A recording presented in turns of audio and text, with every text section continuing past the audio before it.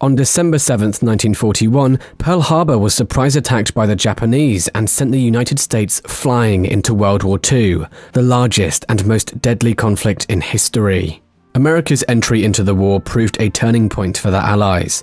Immediately, the US began liberating territory that had been taken by the Axis powers and eventually helped the Allies win the war by 1945.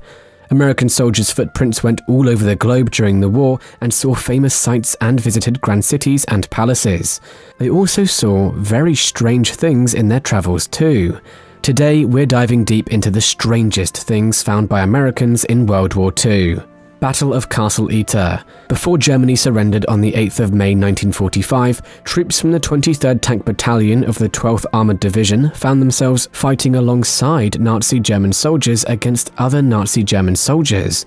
You see, during the course of the war, Yta Castle, located in the Austrian Alps, was used as a prison for very important French people who were valuable to the Third Reich.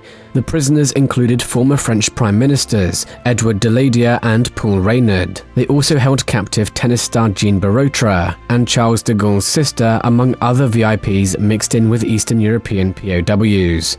After the suicide of Hitler on April 30th, the prison commander fled his post. The SS guards quickly followed suit, leaving the prisoners to take control of the castle and take up weapons left behind. However, the prisoners did not dare leave the castle. For all they knew, the town and country still had German patrols searching the area. Although the prisoners did send out a cook on a bicycle to ride to the nearby town of Wargl looking for help, with a note explaining their situation. He succeeded in contacting Austrian resistance forces, who brought the cook to their leader Major Joseph Gangl, who had recently defected from the Nazis, but was still also commander of a unit of Wehrmacht soldiers who defied orders to retreat and instead joined up with the resistance fighters. Gangl took the cook's note to the American captain Jack Lee. After asking Lee for help, the captain immediately accepted the rescue mission. Heading straight for the castle, the team encountered terrain and bridges that they could not cross, so they had to leave some of their forces behind.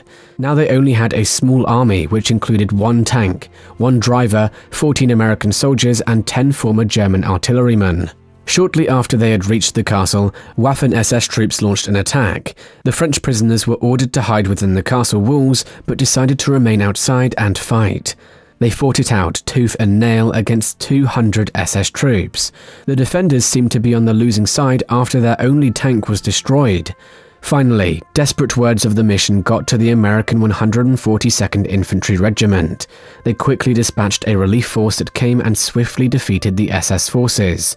The French prisoners made it back to Paris just 5 days later. This would be known as, hands down, the strangest battle of the whole war. Underaged Soldiers. Now, to join the ranks, it was almost a universal standard that you had to be at least 18 years old. But sometimes adventurous boys would fake documents and lie to join early. This was actually a quite common thing to do. One Calvin Graham of Canton, Texas, joined up with the Navy in 1942. Graham was just 12 years old. He became a gunner on the USS Dakota and fought in the Battle of Santa Cruz Islands, and fought in the Battle for the Santa Cruz Islands and in the Battle of Guadalcanal. But he was discharged after his mother caught wind of his whereabouts. This kid liked to do things early. After getting out of the Navy, he got married at age 14 and became a father at 15. Wow. It might be some sensational story in the US, but in countries like Japan and Germany, they were losing so hard that they had to recruit youngsters out of necessity. In the final days of the war, it was a common sight to see armed kids. Battle of Los Angeles. In the weeks following the attack on Pearl Harbor, the whole West Coast was an edge for a Japanese attack on the mainland. A build-up of anxiety and paranoia released itself on the night of February 24, 1942. In Los Angeles at 7:18 p.m., an alert was issued after the Naval Intelligence Office warned of a chance of an attack within hours, but was recalled at a few hours later on account of unjustified claims. Still, with the alert being raised, imaginations ran wild. At 2:25 a.m., air raid sirens went off all throughout the county. A total blackout was ordered as thousands of officials were summoned to their posts.